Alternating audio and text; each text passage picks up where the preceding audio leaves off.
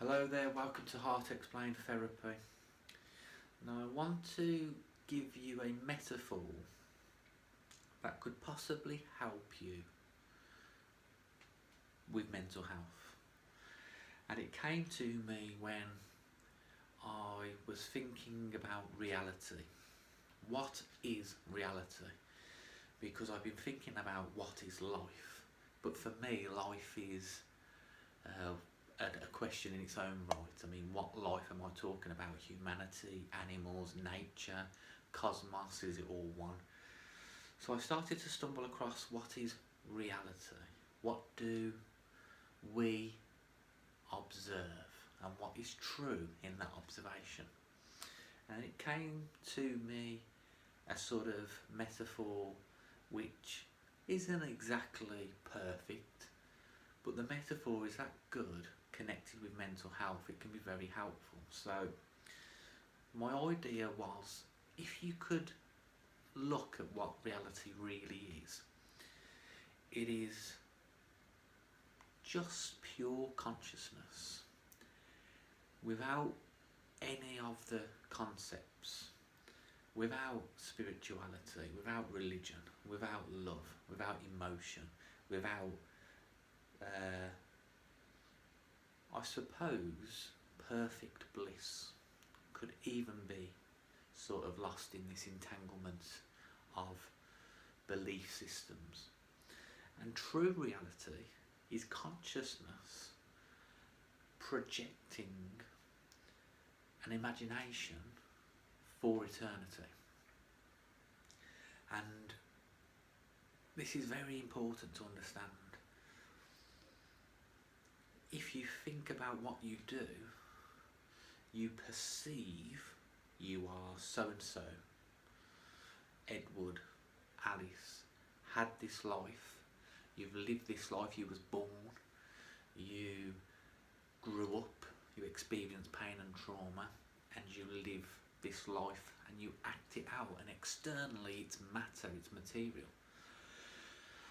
But through deeper understanding, you see that it's just pure imagination. You're actually imagining your whole experience, and you're connected to the concept that it exists. And it exists in pure eternal consciousness, pure eternal imagination. Now, you don't have to get your head round this. If you feel uncomfortable about understanding this, don't worry about it. It's not about understanding what reality is. You can make up your own mind. But if I was to break this down for you to understand, I would use a metaphor that life was a little bit like a projector, an old-fashioned, crappy little projector that you used to get in schools.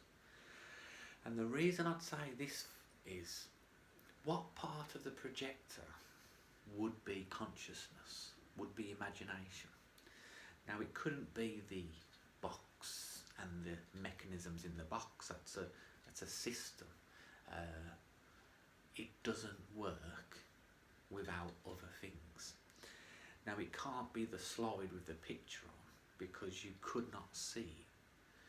You cannot view a projector and the image on the slide without doing something very important, and that's shining a constant light through the slide. So this, to me, is a good example of consciousness. Consciousness is this pure constant light, pure constant eternal imagination, ever present. Now, the analogy isn't perfect, because we could say for the light to exist there must be darkness, and we go back to yin and yang and deep philosophy. But just for the metaphor, it made me really have a eureka moment for mental health. You see, what I believe is our problem is that we're under lots of different illusions about the slides that we have. The light is constant, and we believe we have a set sort of slide, a picture gallery that is very limited into what it can achieve. And also, we believe that the old ones, the old slides, especially like the ones that we don't like, can be tossed away and burned to never be seen again. And I think it's a great sort of correlation with life. You see, the light is ever constant, which means that the slides, even though they are set in a certain training course or a certain educational program, with you, if you realise that this unconscious imagination and conscious imagination is eternal and doesn't really have a limit, has a capacity that, I'm not going to say limitless, because I think that there's a greater achievement or an outside of the consciousness. But let's just say if it is limited, it's limited to billions and billions of possibilities. Now that's the way that you want consciousness and imagination to be limited. And you might sit there and think, well, this rules me out because I haven't got an imagination. That's all that you are. You imagine your whole life every day. And what I'm trying to say with the metaphor is, you have a set of slides from your past, and you have a set of slides that have sort of you thinking that you can have a maximum sort of input into external environments. Now I know some people who have changed literally overnight. They've changed their life around literally overnight by doing the right things, the right habits, learning the right information, going into some really uncomfortable fears, and they've just polarised and turned into a whole different animal, intellectual, intelligent species, when they were completely unconscious. And everyone's trying to pinpoint the mechanisms in the system. And I think it's pretty simple.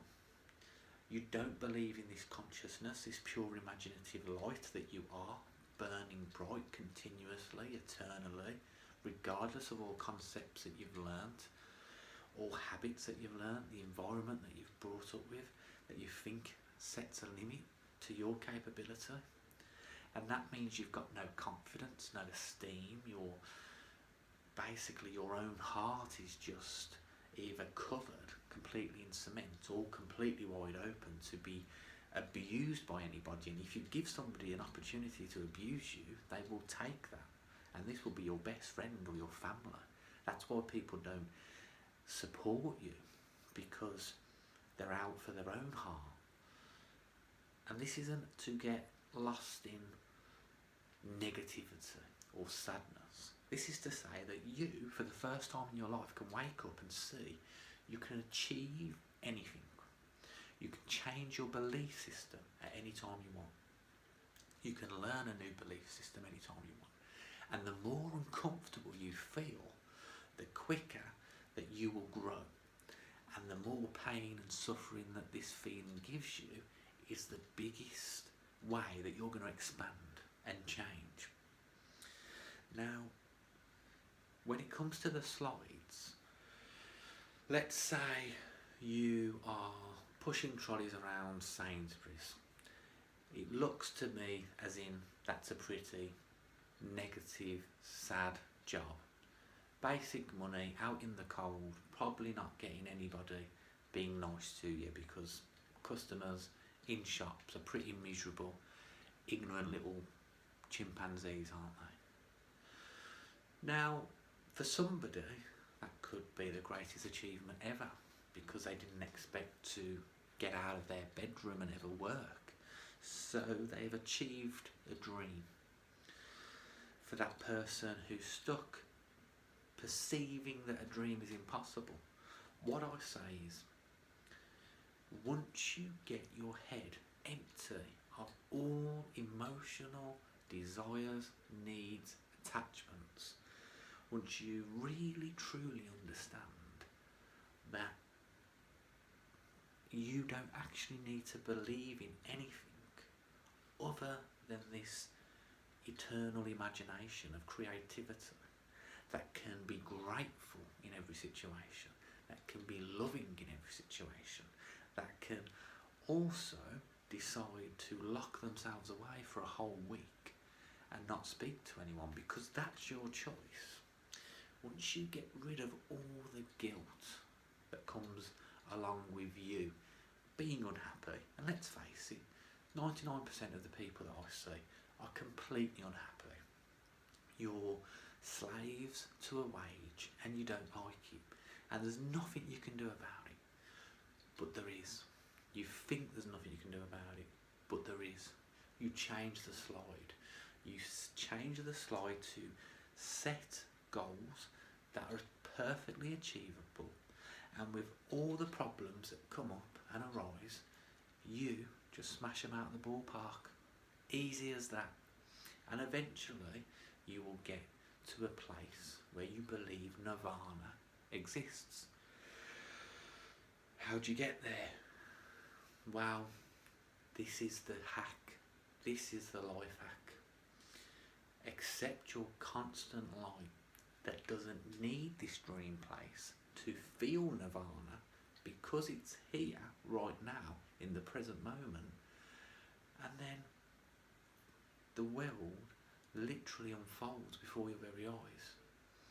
And I think it's a good metaphor for someone to snap out of the mental health. This is for people who are on a journey suffering, and they need to change this belief system that keeps them in bad relationships with parents, in bad relationships with their kids, getting walked all over all the time. Really nice and sensitive, but you get all the shit and you can't sleep at night. You have insomnia. You're going to the doctors with health problems.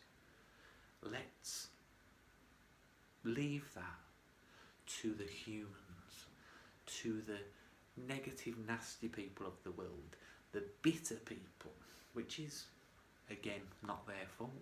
They're unconscious beings and they're on their own journey. But let's pull your socks up, your boots up. Let's sort you out. And by sorting you out, let go of the need to even change. Let that go. Let go that there's a you that you even have to attach to. You are not who you believe you are. You're wearing so many masks. You're wearing the mask of anger, rage, disappointment, resentfulness, every mask you can think of. Take them all off and become what you deserve to be. And I think that that's a good analogy that not only gives you a new belief system, but gives you some good tools to change in the future.